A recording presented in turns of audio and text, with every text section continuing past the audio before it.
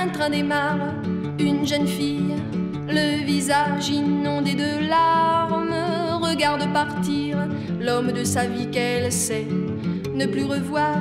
Je n'aimerai jamais que toi, l'amour n'existe plus pour moi. Oh, comme je hais ce maudit train qui pour toujours t'emporte au loin. Un train démarre et trois garçons, le visage inondé de joie, chantent des chansons, heureux de partir pour des vacances de 3 mois, sur lesquelles leurs parents ont dit: soyez prudents, mes chers petits. Ils ont promis, comme toujours, nous vous écrirons tous les jours. Dans les trains, dans les gares, on promet l'impossible car la joie ou le chagrin du départ prochain font que l'on hait ou bénit le train qui part, qui part. Un train démarre, les trois garçons, rassasiés de rires et chansons, vont retrouver Paris, leurs parents et amis auxquels ils ont si peu écrit. Un train démarre, la jeune fille, le visage inondé de joie, part avec un autre homme de sa vie qu'elle oubliera peut-être aussi. Les promesses que l'on fait dans les gares s'envolent dans la fumée du train qui part, qui part.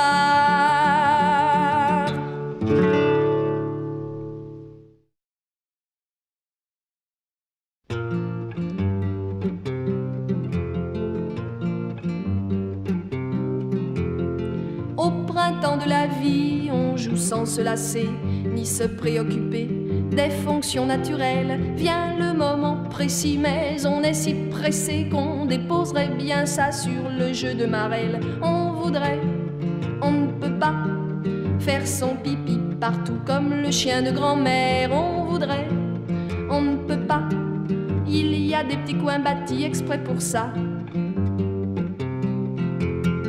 Au printemps de l'année, la nature est en fête, on s'en va dans les prés, on chante, on batifole, le soleil vous inspire, mais le garde champêtre à coups de pied dans les reins vous ramène à l'école. On voudrait, on ne peut pas, empaler le bonhomme sur le paratonnerre. On voudrait, on ne peut pas, car la peur du gendarme nous arrête en bas.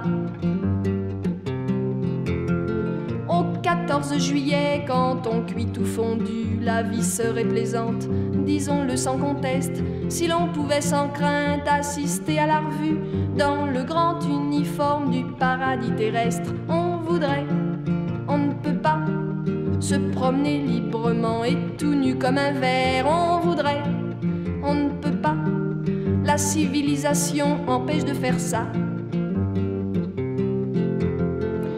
Traverser la vie sur la bonne galère l'est un petit monsieur qui beaucoup vous plairait. Il est loin d'être beau, mais il est millionnaire. Faudrait faire des avances, on n'osera jamais. On voudrait, on ne peut pas, on en a pourtant marre d'être célibataire. On voudrait, on ne peut pas, par timidité on rate ces affaires-là.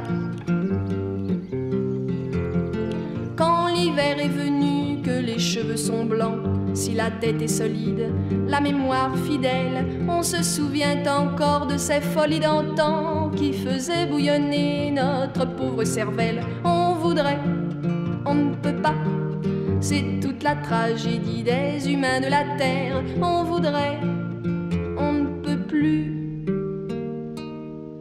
que regretter à jamais le temps perdu.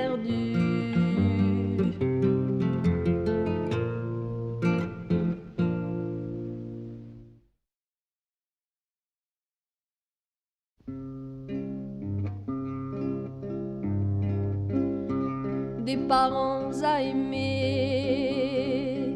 une ville pour flâner, des pauvres à aider, des mains pour travailler, des oiseaux pour rêver, une guitare pour chanter. Voilà ce que j'ai reçu du bon Dieu quand je suis née. La la la la la la la la la la la la la. Des amis pour mentir, un amour pour souffrir, un mari pour sortir, des rides pour enlaidir, des malaises pour guérir, une guitare pour pleurer. Voilà ce qu'à vieillir toute une vie va m'apporter. La la la la la la la la la la la la la. Un ami pour m'aider à mourir sans regret, une famille pour pleurer, une couronne pour cacher la terre ou m'enterrer, ma guitare aux côtés. Voilà les souvenirs que je garderai pour partir. La la la la la la la la la la la la la. Mais je n'ai pas 20 ans et j'ai un cœur léger, une guitare pour chanter et tes yeux à aimer.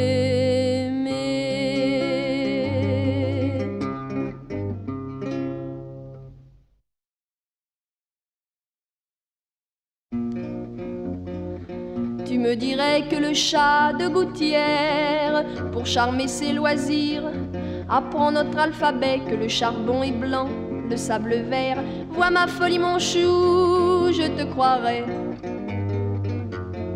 Tu me dirais avoir vu Charlemagne en compagnie de Molière et Rabelais, que la tour de Babel est en Espagne. Vois ma folie mon rat, je te croirais. Tu me dirais que la force d'Hercule faisait, dit-on, le grand bonheur de Dalila, que tout près des oreilles nous avons les rotules, que ton coq a pondu un œuf en chocolat. Tu me dirais bien sûr que tu m'adores, plus que toi-même, plus que ta mère. Tu me dirais surtout que tu ne m'as jamais trompé encore. Vois ma crédulité, je te croirais. Un jour enfin guéri de mon aveuglement, à t'entendre mentir, je me fatiguerai.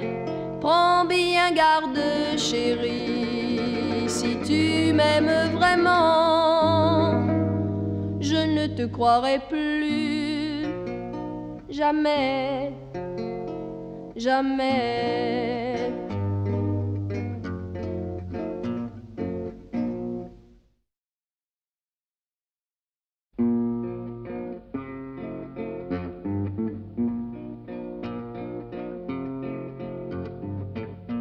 La maison de ma grand-mère a son vieux toit tout démoli. Sa façade est patibulaire, minée par les intempéries.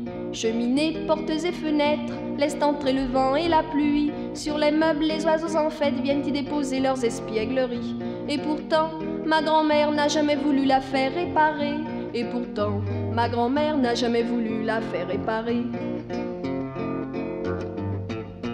La basse-cour de ma grand-mère est renommée dans le pays, et je ne sais par quel mystère toute cette volaille loge dans ce gourbi. Coqs, lapins, canards et poulettes, trop gavés ne peuvent plus se passionner. Les arceaux de leurs côtelettes baignent dans une grasse infécondité. Et pourtant, ma grand-mère n'a jamais eu le cœur de les tuer. Et pourtant, ma grand-mère n'a jamais eu le cœur de les tuer. Ma grand-mère a pour âme sœur un homme dont le défaut est de fumer, une pipe dégageant l'odeur d'un mauvais tabac dont elle est bourrée. Mais comme Cyrano, le cher homme, a l'appendice nasal démesuré, à chaque bouffée il faut voir comme son grand nez est complètement enfumé. Et pourtant, ma grand-mère n'a jamais songé à le ramener. Et pourtant, ma grand-mère n'a jamais songé à le ramener. Dans la maison de ma grand-mère, la nature entière vit en liberté. Au jardin, les ombellifères et les coccinelles ont fraternisé. Et si dans ce joli domaine, la bête à bon Dieu est si bien cotée, c'est que ce jardin, quelle aubaine, est l'image du paradis retrouvé. C'est pourquoi ma grand-mère passe au village pour être la plus toquée. C'est pourquoi ma grand-mère passe au village pour être la plus toquée.